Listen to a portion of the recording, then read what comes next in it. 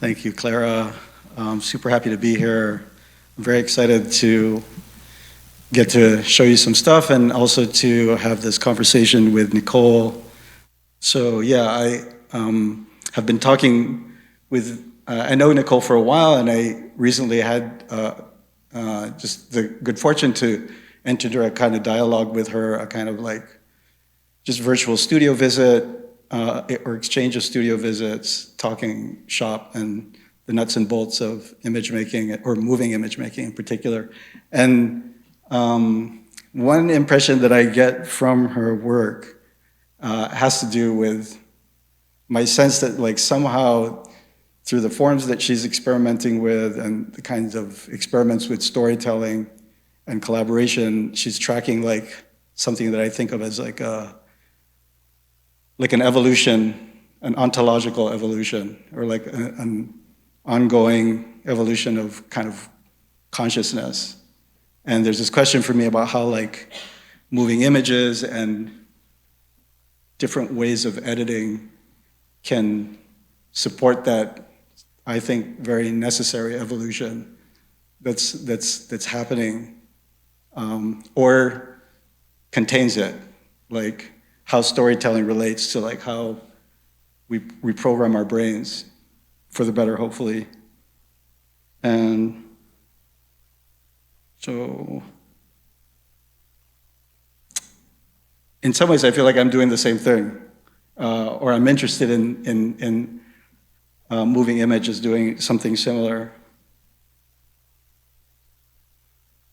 So I'm just going to show you a couple of like the earliest videos that I made a long time ago. This is showing you an installation shot of the physical setup in a room.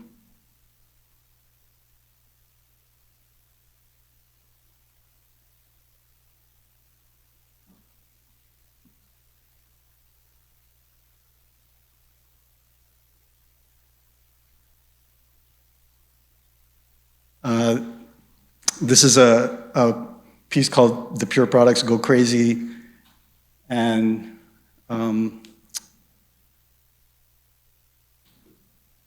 yeah, it's actually the first video I made, and I come from a background in printmaking, not in filmmaking. It was sort of the first time that I played around on a computer in 1998, so computers were also like super new.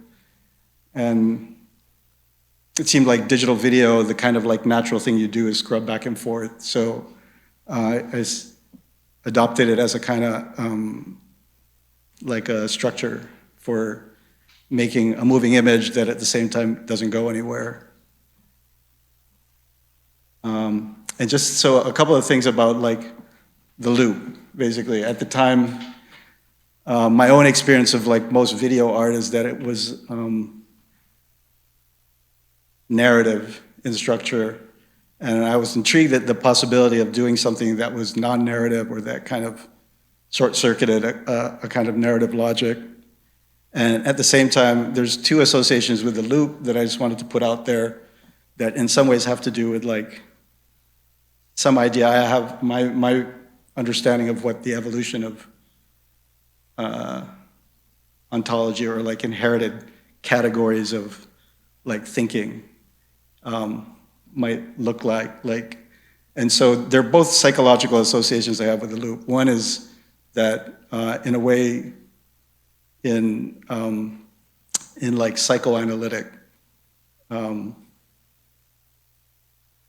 discourse, a loop would be in a way like a sign of repression, like things that you can't accept as real, you sublimate and in a way like bury underground. And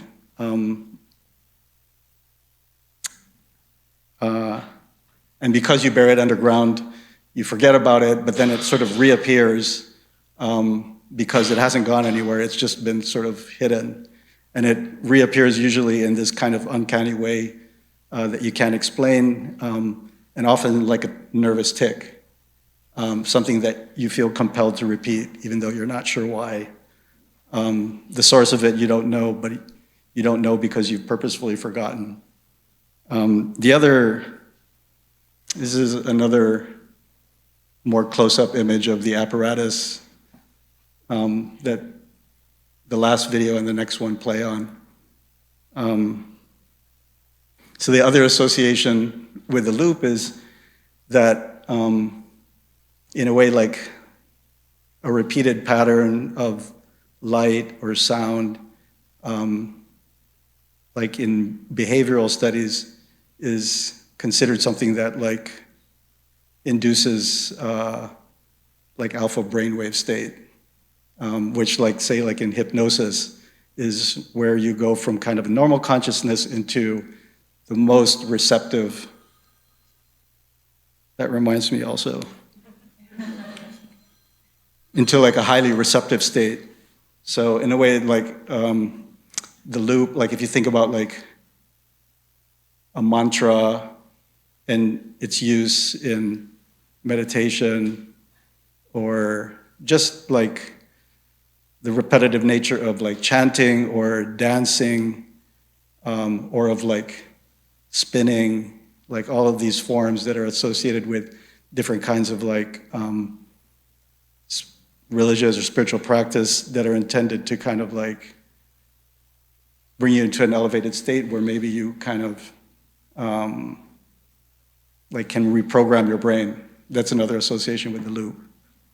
So in some ways, I like the idea that there's a kind of neurological or like a way that you could get through a moving image into a kind of heightened receptive state.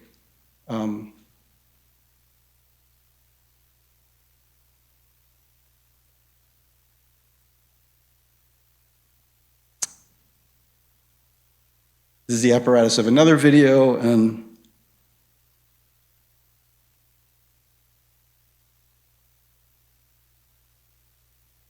the last one, I don't know if I said, was called Fragment of a Crucifixion.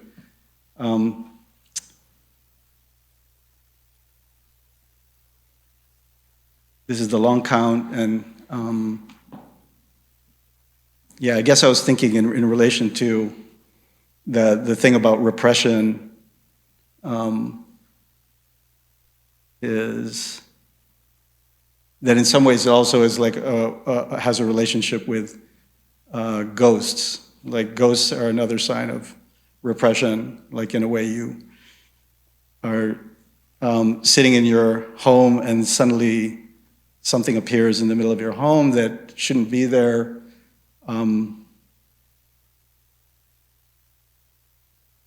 You're not sure why it's there, but it oftentimes ends up being like having to do with something from the past that you are actually super familiar with, but in a way maybe it's too much or too traumatic so that it ends up getting repressed and then reappearing as in an alien form.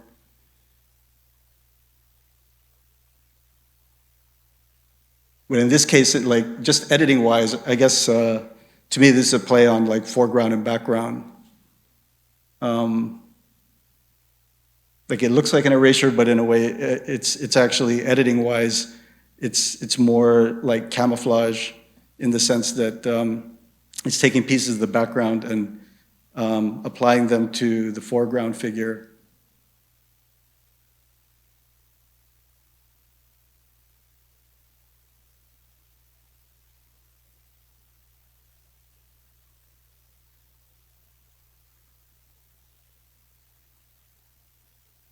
And in a way, to me, it appears like a ghost because, you know, there's a natural way in which you wanna, the eye wants to focus on the object in the foreground, and it's sort of pushed into the foreground by everything behind it, as in the background.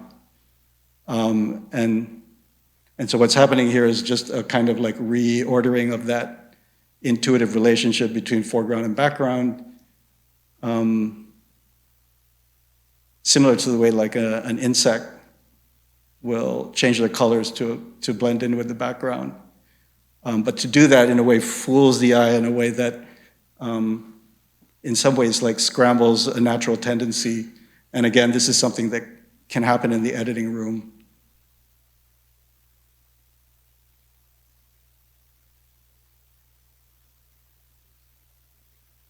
I have one more and then I'm going to stop talking.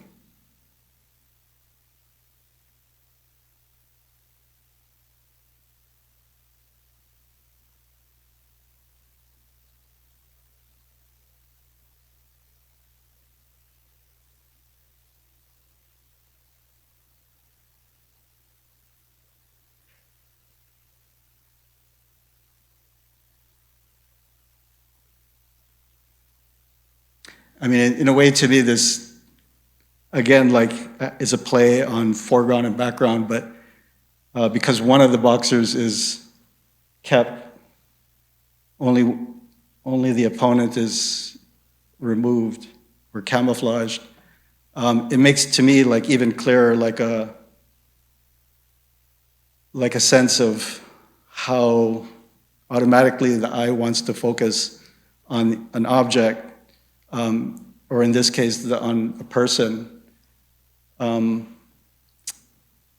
yet, there is this kind of like intrinsic relationship between the object and the background, or the person and the context behind the person, so that, in a way, to remove like the antagonist and leave the protagonist, just to be like, to me, raises questions about like, what the protagonist or antagonist is, if you just simply like kind of remove one piece of like an intuitive image. In a way, it foregrounds like an invisible aspect that maybe was there all along, and also reveals like how we're wired to see things a certain way, and how easily things can be rewired.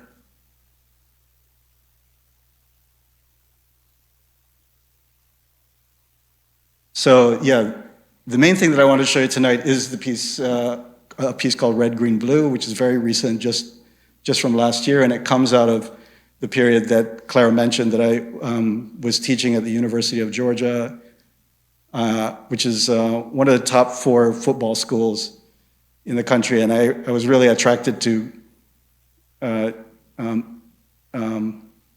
accept an invitation to be a visiting instructor there because I knew it was a football school. And I used the opportunity to kind of parlay my position into kind of like very privileged access into the stadium with a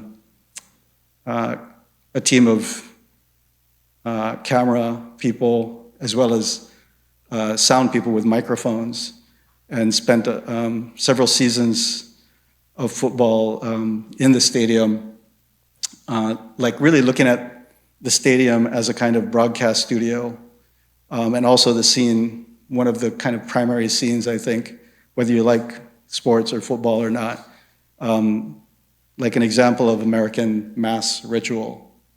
And in fact, like I spent my time specifically looking not at the field and not at like winners and losers, but more looking at the band that performs during the game, providing a kind of like musical soundtrack to the game. It's like a highly ritualized relationship, in that there's specific songs tied to each thing that happens on the field.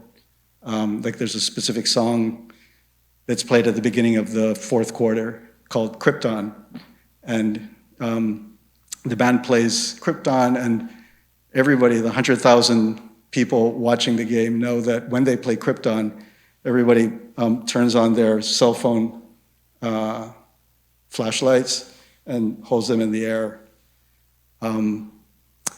It's not just that, but every single minute of the game is ritualized through this relationship of like specific songs, a kind of call and response between the band and the crowd and the action on the field. So in a way, to like look at what the crowd is doing is almost like really examining the kind of affect machine that produces what is experienced intuitively as like excitement or other kinds of emotion but in a sense, there's a lot going on invisibly in the background to produce and intensify those feelings that we feel in our body. So I feel like there was an affinity between what my interests and the band director's interests, and he allowed me to be in dialogue with him while closely scrutinizing exactly what he's doing. So I'm going to stop here, and now I'm going to show you Red, Green, Blue. It's such an extreme pleasure to get to talk to you. I'm such a huge, huge fan. I have some questions of my own. I know the audience doesn't have the benefit of like seeing with the same immediacy some of your work, but I don't know. I recently got to see a number of works from over the years, and in a way, in particular, I was thinking about the film called To the Stars. That's one of the things that inspired me to just think of, in a way, like, while the film is kind of doing a number of things, including like sort of almost like oral histories or kind of testimonies from teenagers or preteen youngsters of color, but like mixed with scenes of like adults who are quite advanced in terms of different kinds of creative and athletic practice.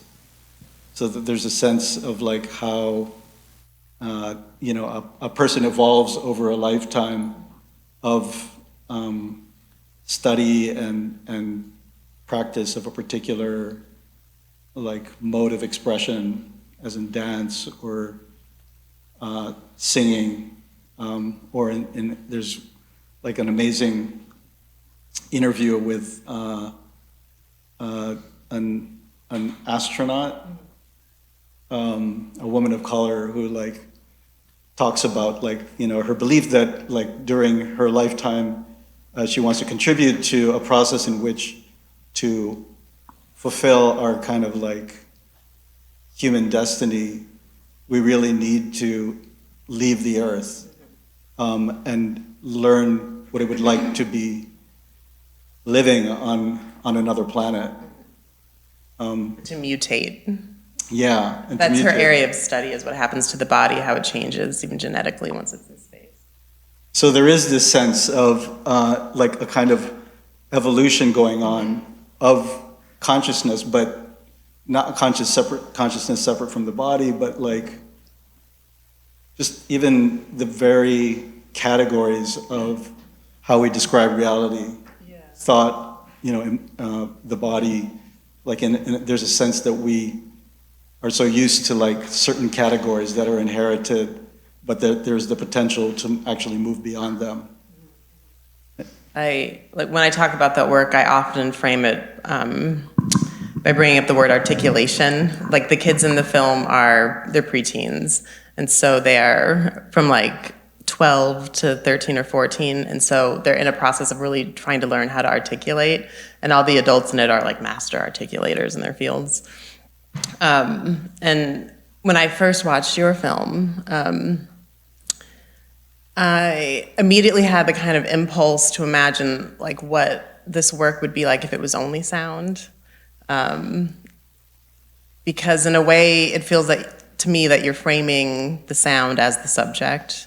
And it made me think about like the pop songs, the like The Shining is being played at some point, and like so much Kanye West, and that you're kind of pointing at the dialectics of like different genres of music being clashing together in that way, and like how this context is creating a kind of language that is different than how I would usually encounter that kind of sound.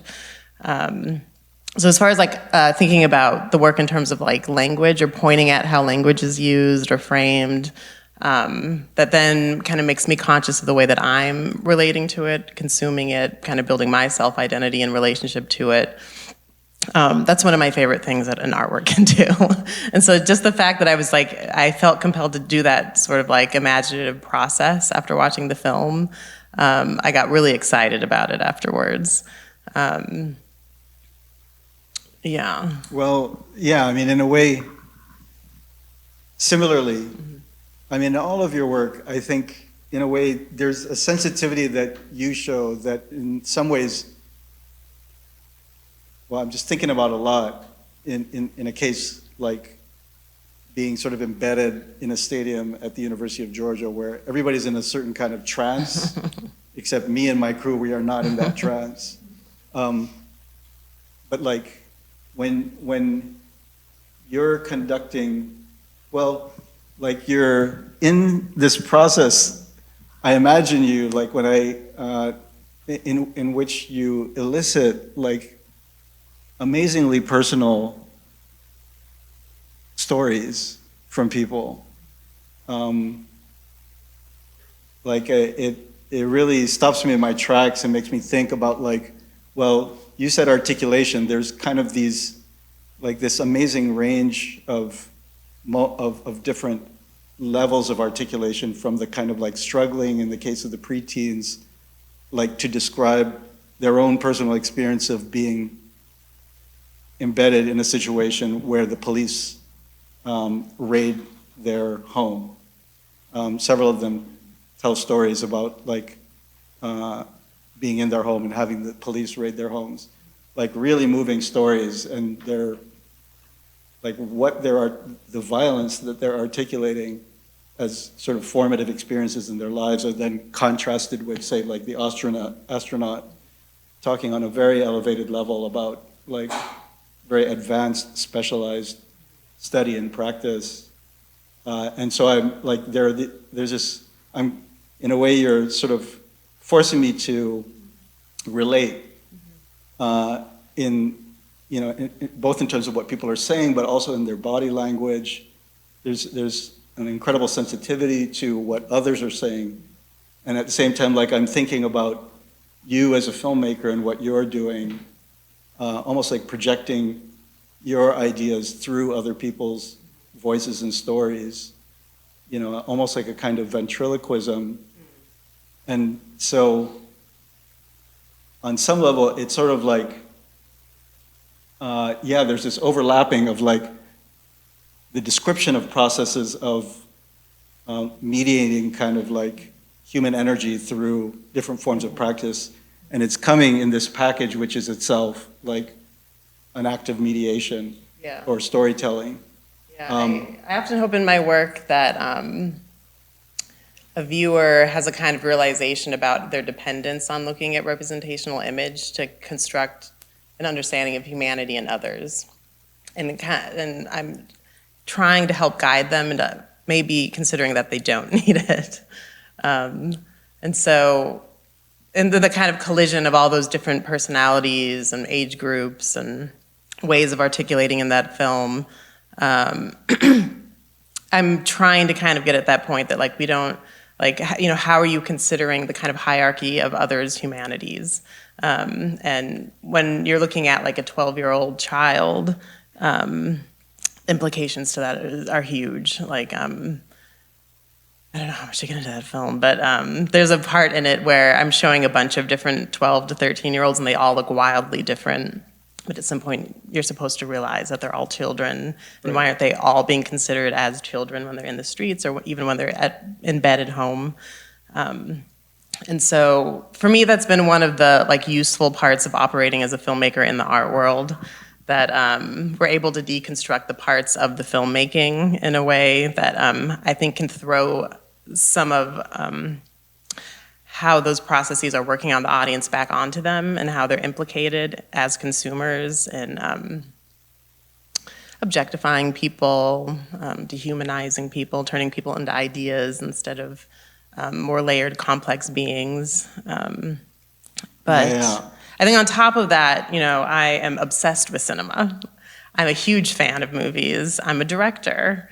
And so there's a kind of, I use the word double entendre a lot in my work. There's a kind of like back and forth between both things and grappling with like my position, as you're saying, as director. And going through your work the past couple of days, I've really been wondering this also about you, like what your position is as a fan with the subject matter that you bring into your work. Right. I'm not a fan. Yeah. I could kind of feel that in this piece. Like I was like, I don't think Paul watches football. I mean, it's truly, it's funny to me sometimes, people will respond to my work by saying like, I'm not really into football. And I don't know, in a way, I totally get it. Like I've chosen to present the image of football, but in some ways I've chosen it because it is so foreign to me. Like I am that person in the stadium who can't actually focus on what's happening. In a way, I'm kind of attuning to it more because I've been spending so much time focused on it. But like my natural disposition is like almost anthropological.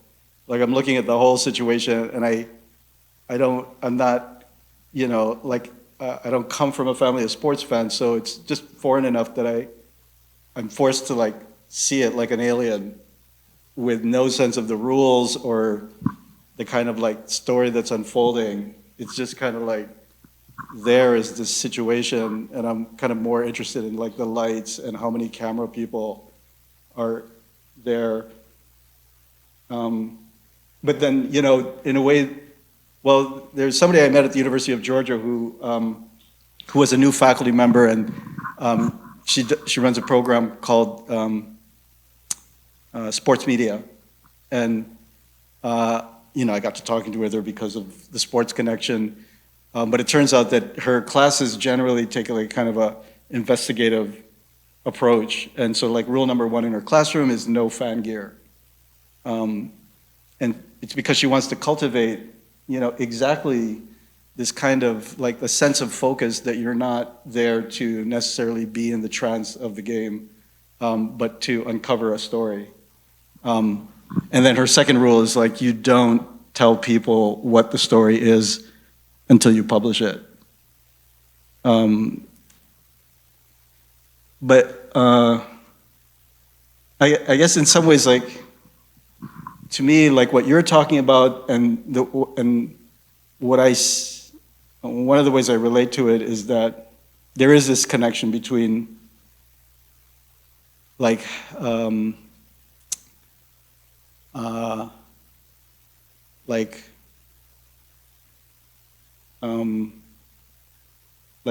how you perceive things and language itself. Mm-hmm. And like on an abstract level, there are patterns within language. Like, in the trance of the stadium, there, to a much greater degree than I ever could have imagined, everything is scripted. And which is to say, there is like a literal script that the woman in the control room has, which is basically like a script of like when the commercial breaks happen, because the whole thing is being broadcast on ESPN or something like that. And so there's like a set of cues that have to do with what people experience inside the stadium, and then there's a set of cues that have to do with how like people watching it on TV experience it. And so there's a script for all of those cues, but then, like I said, like, the band isn't arbitrarily playing. Like the songs directly relate to like first down, second down, foul, goal. Like all of those things have a particular song, and so everything is scripted. And so there's like, a question to me about like how like constrained our expressions are by a kind of inherent scriptedness of language, or just simply like repeated patterns that are inherited. Yeah. And so in a way, like if the point is to like, see the human body morph into something new, or the human mind like get beyond a certain kind of limitation of thinking, there's this question of like what linguistic structures or like ways of or patterns of editing could help to induce that kind of rewiring. Like to me, poetry is a rewiring. Like, sorry, I don't mean to go on, but that's great. I was going to ask about the connection between the past works and looping and this piece, and I think you just explained it. that there's a kind of like looping in the conventions of like the scripting of the day, the event, the spectacle, right? So I don't want to interrupt you. No. Did you have a thought to? No. I was going to say, actually, I specifically wanted to kind of then relate it to, in a way, like one subject that's that I see in your work as a focus and is also in my work as a focus. And I'm, doing it in a certain way where it's like both there and not there, and that's race. Mm-hmm.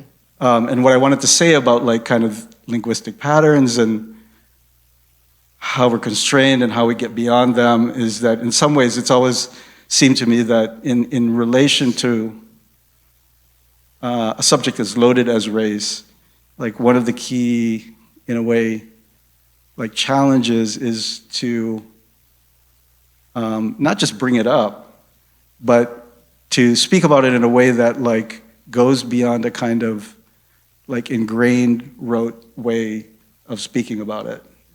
Like in a way, there's a pattern that there's a formality or like there's a protocol for how to discuss race that in some ways, because it is such an urgent issue, in a way like the protocol at a certain point, kind of determines to a point of roteness. So in a way, like how to kind of short circuit a kind of almost like, institutionalized way of dealing in order to, like, in a way, bring back the actual violence or the actual, reality. That, I guess that's why I started with kind of an association of repetition with repression and the uncanniness of, like, the thing that's repressed coming back in an alien form. Yeah. In a way, it relates to me, too. Like this idea that in art, what we're looking for is a kind of defamiliarization of the familiar. Exactly. Yeah. Yeah. I think from an early, I've been obsessed with cinema since I was maybe 13, and had a really profound consciousness of how shut out my subject position was from that history. And so I think as soon as I started learning about the history of art as being really rooted in what you just described, I sort of realized that was exactly the right context for me to deal with, like, why I have this obsession, which is very much, about those conventions, those looping conventions of genre, of like satisfaction through a storyline, things that I'm very attracted to, and figuring out why, how they're operating, what the implications are for Black people that are shut out of it, but also being framed in a very kind of violent and scary way. And the art world seemed to, the art, going from Duchamp and like bringing a toilet, and he's like, oh, you can reframe things. We can look at things from a different perspective.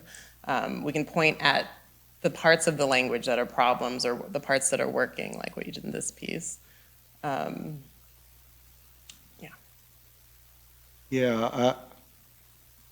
mean, there's kind of like a number of ways that I see it playing out in your work that I've found instructive.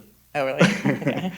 But generally, I also just think, not to pick on you, but like, I mean, in general, like how, like what an editor is doing, like exemplifies for me that, I mean, in a way, to create a sequence, I mean, to put sound to it, like there's, like the assumption is the reception of the image and the sound. So in a way, it's like a play on the interface, as in like, so people's perception. And in a way, what you're doing in the editing room is like anticipating a perception and sort of tweaking it one way or another to intensify or like throw off a kind of expectation. Like I think just like one thing I think about is syncing. Like I was curious well, I mean, I could talk about other works too, but I was just thinking about like the various things going on in To the Stars in terms of like the different age level articulations, and it's not just like spoken stories, but it's also like sung, or like, there's violin at a certain point in which that convey like relative mastery or struggling. And there's like, I just was interested in the play on sound and image, which don't necessarily match throughout the sequence. Similarly, like I feel like, there's a very purposeful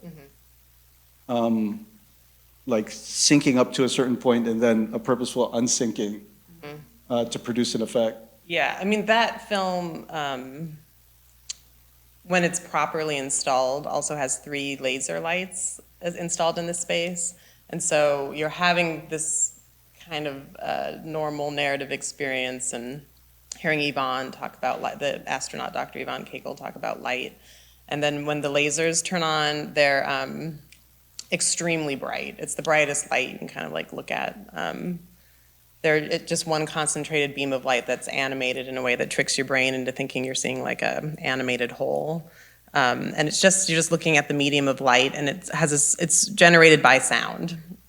It uses analog sound to move mirrors inside the laser, and the sound waves move the mirrors around enough to animate the one light beam. And so it is a kind of transformation. It's like a synesthetic experience of sound into light. And when that comes on, it really shakes up the experience of the cinema, because you're looking at what the medium is, just light. And it has this very violent sound, and it's almost too bright to look at. And so, yeah, there's a real kind of like disruption in the flow of the piece when it's installed in the right way. Are you talking about like the laser, does it happen on the screen? Yeah. There's 3 lasers that point at the screen, and it takes about 20 minutes into the film for them to turn on. So there's a physical apparatus that's a laser. Yeah. I mean, I just have to make a connection. I guess I should say, like this is being screened outside of its native format, everything. Like, actually, I really loved that I got to show you, those early videos that are like literally like this small, filling the entire screen, because you will never see it that way except tonight. But the last piece, Red, Green, Blue, it doesn't have lasers, but it has like a row of LED lights, which you could see casting a red glow in the room in the installation shot. And in fact, there are cues throughout the film in which that color cast that kind of fills the whole sort of like space behind the screen, it changes color. Like essentially when it moves into the cemetery, it turns into a kind of a blue color. But yeah, I felt like, to me it's interesting to me, like the impulse to like to excavate the screen in a way, or like to do something on top of the screen. I mean, for me, it's just like a constant kind of pointing at, you're looking at a movie, you're not looking at reality, you're looking at an image of a thing, a representation. Even the title of your work makes me think about that.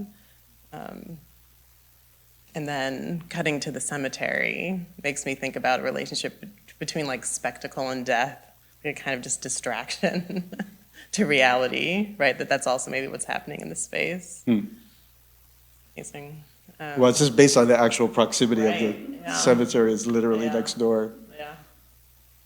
But like, well, I mean, I guess it just further makes me think, right, you said there's 3. And in a way,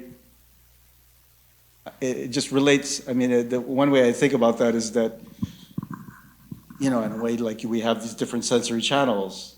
Like it's so obvious, and yet, in a way, it's profound to me that there's this like unspoken relationship between the sensory channels, which is that, like in their proper, in their proper functioning, everything is synced. Like in emergence theory, the way you experience an object is because there's like a natural way that your different sensory channels operate to, the sync, and will even fill in the gaps. That's why sleight of hand works. Like even when things are not synced, your sensory channels will complete the sync in order to make that.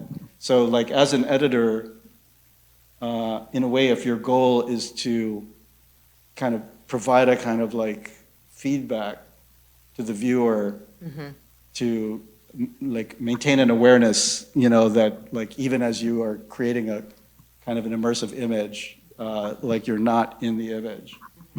Like to me, that's what the laser is doing, and that was definitely a thought behind extending the film beyond the frame into like these LED lights. Interesting.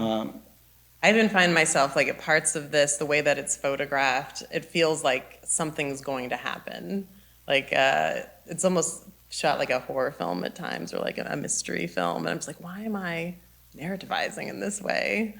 That was a kind of interesting thing happening. Sorry, talking about your work in general, or? No, this piece. This piece. Like when you're filming people from behind, like with the stadium blurry and they're on headphones, it makes me think like, oh, a bad event is about to happen. Like I don't know what it reminds me of, but it's like kind of like referencing languages, the languages of like moving images, and maybe hearing The Shining at the beginning. Like I start to inhabit this feeling of like how I've seen these things before. Well, I mean, correct me if I'm wrong. Yeah. In a sense, like the genre of horror film is in fact a kind of like editor's play on the intensification of a certain kind of like fight or flight series of mechanisms that are located within the body or within perception. Like in a way, like what makes horror work is because it's there's something happening in terms of like an actual editing of images and sounds to intensify something that's actually like a kind of body wiring in relation to like, potential threat response. I mean, I specifically, I'm thinking a lot about The Exorcist. Because I mean, to me, it's like the perfect example of that. Yeah. And in a way, given that the theme is, like the themes are of possession. Like, what is possession? It's the kind of like, it's an identity crisis framed within a Judeo-Christian like mythological framework. It's like the devil, whatever that is, causing like a loss of control over identity. Like, in a way, we are talking about identity here and the relationship to image making. Yeah, and I think in this work, hearing the pop songs, like I hear myself singing the words in my head, and then they're abstracted, and then Kanye West comes on, and I'm like, are they still playing Kanye West? And The Weeknd comes on, I'm like, this song is so dirty. Like how the parents probably have no idea how dirty this song is. It's abstracted. And that makes me think about like the kind of cultural cloud that I'm existing in, and like why do I know all of these things? Like why do I know these references? There's an that's kind of horrific for me, right? That experience is horrific. This is why I find filmmaking interesting, but I don't think it's limited to filmmaking either. But certainly to me, like editing is like a really, almost like to me, like a kind of interesting metaphor for like memory itself. In the sense that, if you're in the editing, well, actually, can I just like an anecdote that maybe, so I don't go on, but like there was a point where I had ideas about actually playing with hypnosis as part of an art project, and so before subjecting somebody else to it, I thought I would go through it myself, and so I went to a hypnotist, and this was like a regression therapy hypnotist. I didn't know anything about it, but I just like was interested. And I mean, long story short, it turned out to be like super effective. But you know, like it started with the hypnotist saying like, you know, we can't do this unless there's actually something you want to change. And I was already not smoking at the time. And so you know, she said, like, think of something that's just like a really unpleasant, like, kind of memory that sticks in your mind from like a long time ago. In fact, there was an exercise to like trace back like recent unpleasant experiences and through reminders of what do they remind you of that came earlier, and you keep going until finally you get back to an experience that you had when you were a child. It turns out to be like an associative experience to like things that you experienced just last week. And then she said, okay, we've found a source experience. And then what happened next was the use of repetitive sounds to induce alpha brainwave state. And then like a series of prompts. Now, like, so think about that childhood experience. Now, like, see it from a different angle. And then, like, play it backwards. And, you know, then play it in black and white. Imagine in black and white. Then, like, just tweak one aspect of the story, and instead of it, like, ending in something negative, like, think about, like, what else was happening and pick out something positive. And this went on.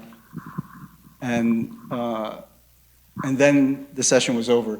I guess the point for me is that, like, what she was doing was almost like a film production. It was like identifying a memory and then picking it apart like a film production and like scripting it in a different way. In a way, yeah. Or just like changing the loop while in this state of heightened suggestion. So like basically the thing that I found so fascinating is now if I have an experience that triggers that memory, I literally think of the new thing.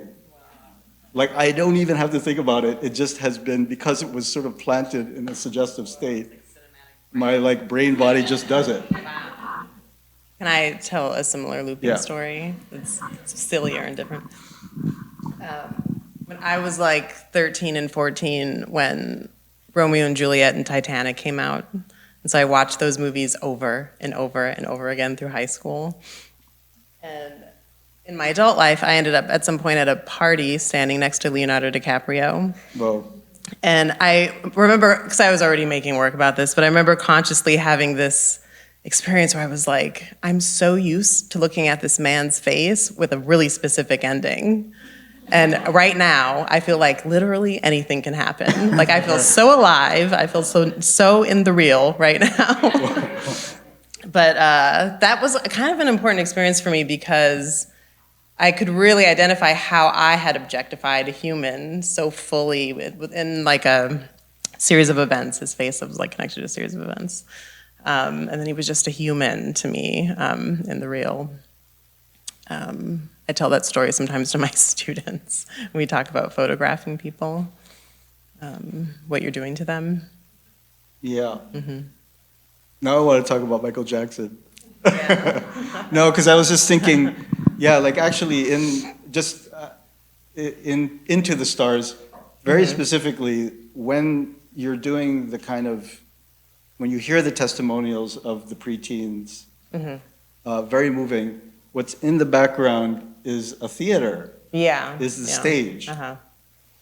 And I just found that like, I don't know, like such a specific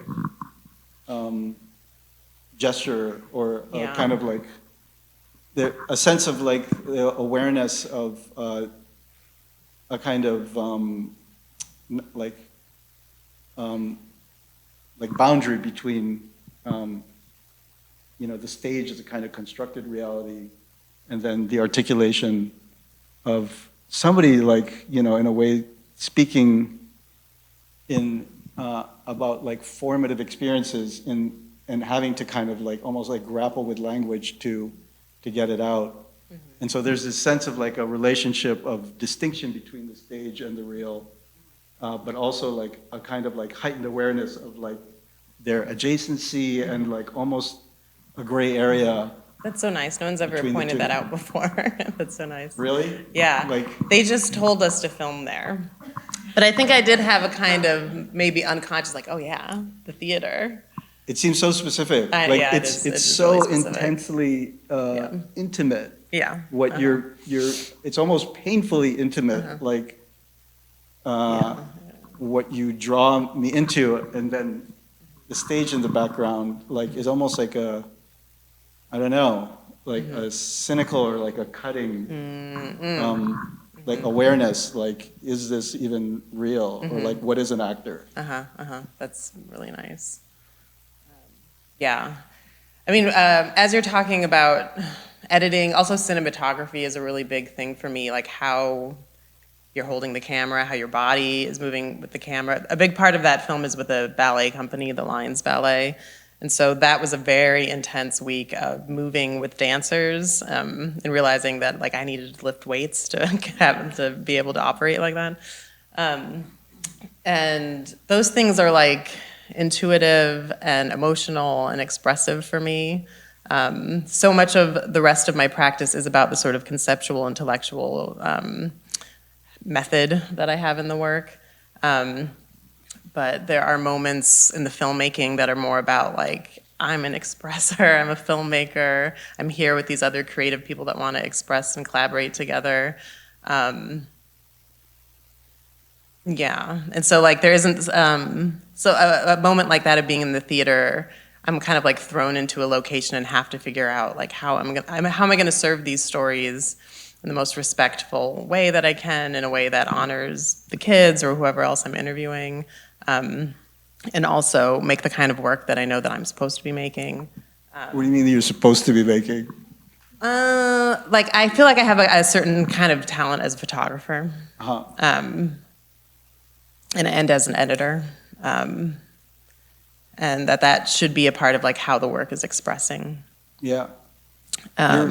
You're actually making me, I don't know, I'm really grappling at this time, what happened at the University of Georgia is kind of the most kind of, intensive, like being in a social milieu and in a way extracting something out of it that I've done. And like this fall, I'm gonna show that film at the University of Georgia.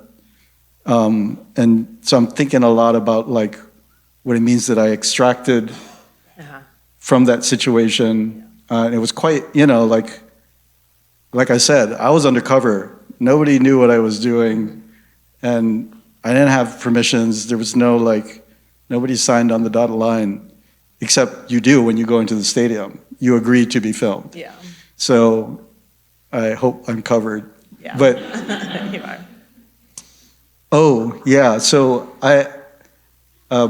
but in a way, like where it's going for me and the uncharted territory of all of this is that there's clear like pedagogical connections one can make, not just to like art students, but like how does filmmaking dovetail, with the real world, and like at what point are you in an ethical position to affect other people and also extract from situations that people are living in, and so like how do you like what are the forms of socialization?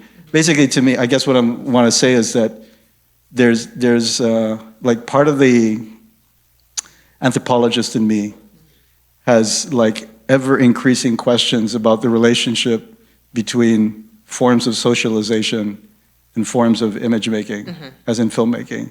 And I remember meeting someone once recently who, like in a way I have kind of a burgeoning working relationship with, who comes from a filmmaking background, has become something like an activist / social worker, And they said that they described their practice as filmmaking, but without a camera.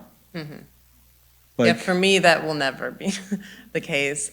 In fact, I think it was important for me to take the step in realizing the work will always have a problematic in it. If you're making images, it's going to be there. And for me, really then trying to figure out what that rub is and really pointing at it is important in the work. It's a little bit what drives my interests. But I am not one to turn away from the apparatus and the problem, but to just delve deeper into it. Yeah. I'm working on a feature film right now. Cool. I'm just like going into the belly of the beast. great. Because I also I'm so in love with cinema and its forms and the conventions. It's important to me in this lifetime to figure out like what the fuck is that about, and to see if then I can do something with it. So even the Michael Jackson thing, like really just turning directly at it instead of away, was a big gesture.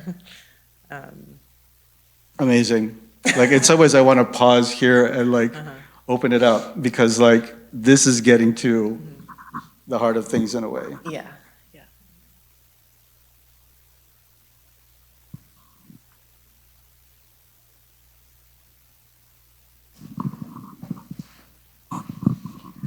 Hi, thanks so much, both of you, having such a rich conversation. I guess either of you could answer this, but I was curious, when you're filming, just to not know what you have, how long do you give yourself to just try not to impose an idea of what you want to make? And could you talk anything about that process of just trying to get as much as you can, and then maybe starting to hone in with, all right, now I want you to like pull back and do one of those empire shots. But like before you start editing with collaborators, like is there a certain moment where you're just trying to gather, and how do you like stay in that headspace of trying to see it for the first time? I'm so deeply connected with my collaborators, with my cinematographer and my editor. It's the same guy, and we're best friends. And so it's just so fluid and constant, the gathering, the thinking about sound and editing and coming home and looking at the footage. It's my favorite thing to do in life. And so it's not compartmentalized in that way for me. There are definitely like aha moments or breakthroughs where I realize something has a different kind of value than I expected maybe, but no. Yeah, I mean, I guess for me, it like started with the decision to go to Georgia, to this school, you know, in a way like, I didn't know what I was gonna find there, much less do with it. I just knew that, you know, to me, there's nothing more like intense than the thought of like 100,000 people who've worked for years just to get the season ticket, because I found out like, you know, it's actually hard to even get a season ticket. Like you have to sort of stand in line and potentially wait like years before your number comes up and they give you that seat. And once you've got it, then you're assured of the seat at every game. And there's seats that are held over multiple generations. And there's members of the band who like have been in the band over multiple generations. Oh, wow. Like we're talking like very deep. So I knew, I just wanted to explore it because I didn't know. It was like very different, but both of my parents were musicians. So in some ways, like the idea that as a musician, you can be sort of in the background creating, both of my parents were church musicians. And so like, I'm a cultural Christian and I grew up not just, not around like ministers. I'm not a minister's, but I'm like a sacred music child. And so like I, in a way witnessed the creation of affect through music in the church my whole, like growing up. So in a way I could relate to what the band director was doing. But ultimately,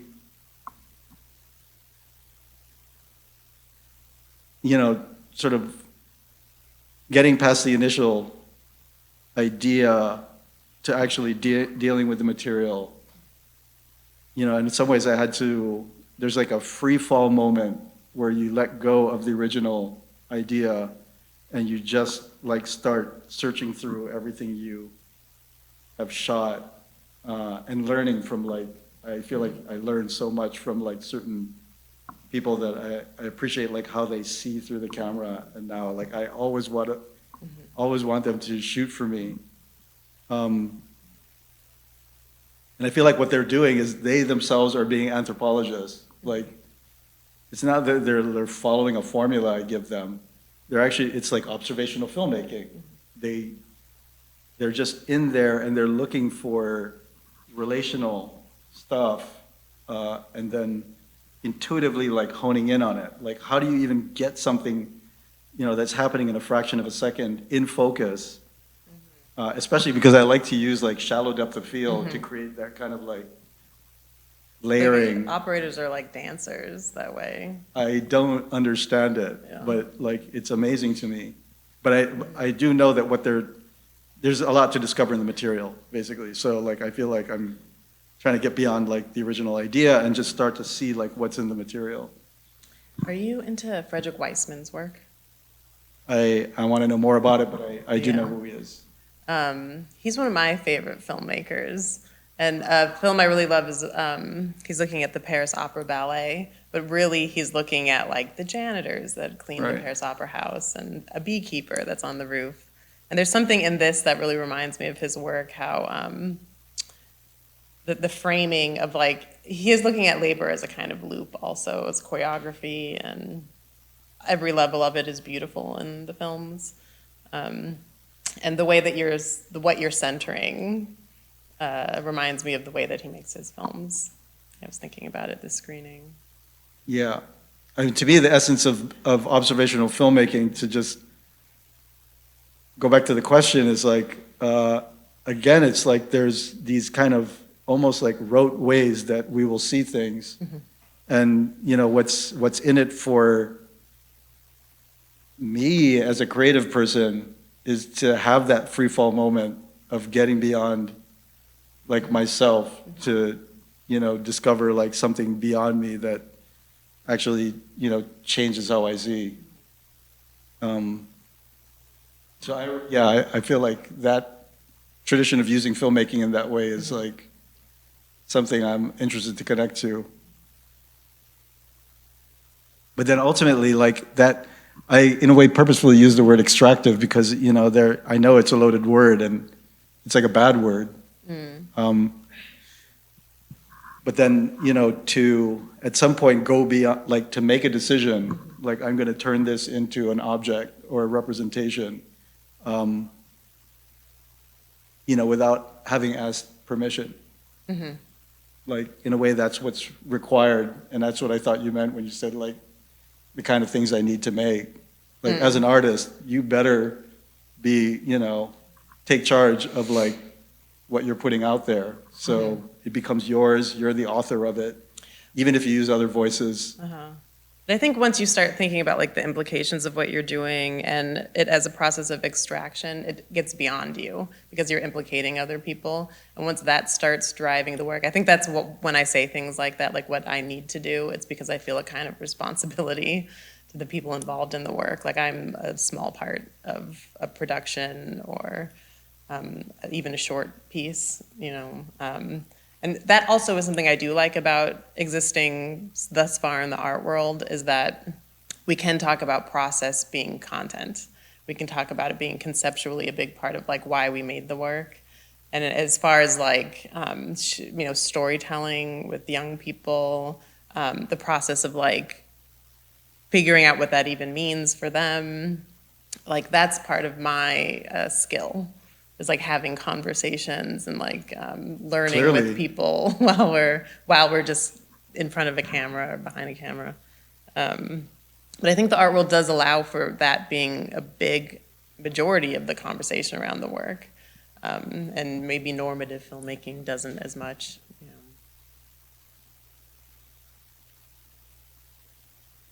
know. I have more questions about that, but I want to hear more. Actually, I had two questions. Well, it's more a remark. For some reason, Triumph of the Will, Leni Riefenstahl's movie, came up. Thank God you don't have a Hitler. But it's like that mass gathering, this focus of everyone on this one goal. Do you ever use that movie in your college? It's part of your education. Absolutely. Okay. And then second was the, do you have to teach your operators of the cameras to unlearn certain things? Like, it doesn't look like ESPN the way you're filming, and sometimes people just want to have everything in frame and all that stuff.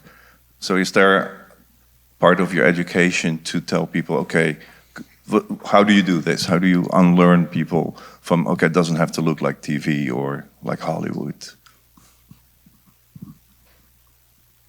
Yeah. I mean, that is to me the second question.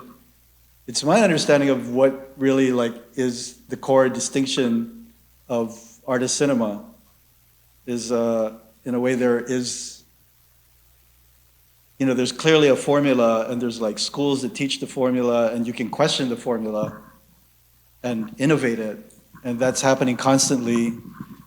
But I think there is this tradition that goes back to like conceptualism that has to do with purposefully pointing to the kind of the structure or the edges. Like I think of it in relation to painting, the ethical core of contemporary art in painting is that rather than using the plane of the canvas as a window, you will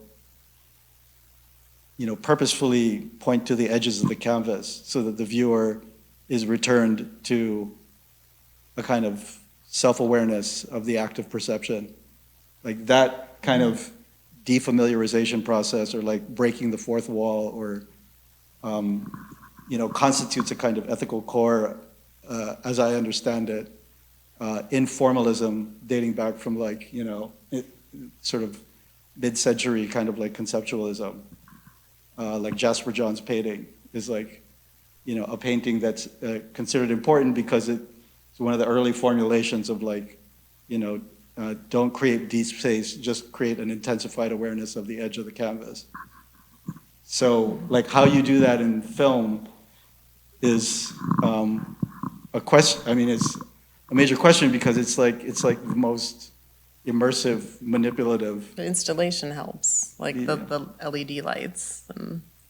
I mean, it does, it certainly, like on a rational level it does, but to me, like what we're doing as filmmakers ultimately is not rational. It's playing on, non-verbal forms of communication, if it's successful. So to me, the question of like Leni Riefenstahl is an apt one, because, the fact is Leni Riefenstahl is, is like a total innovator. It's like the beginning not only of like a certain kind of contemporary cinema, but like also advertising. Ideology like building. The ground zero of modern advertising. So like to pick up those tools and not be afraid of them is to like acknowledge a certain indeterminacy, like built or internal contradiction to like the kind of like language you're playing with.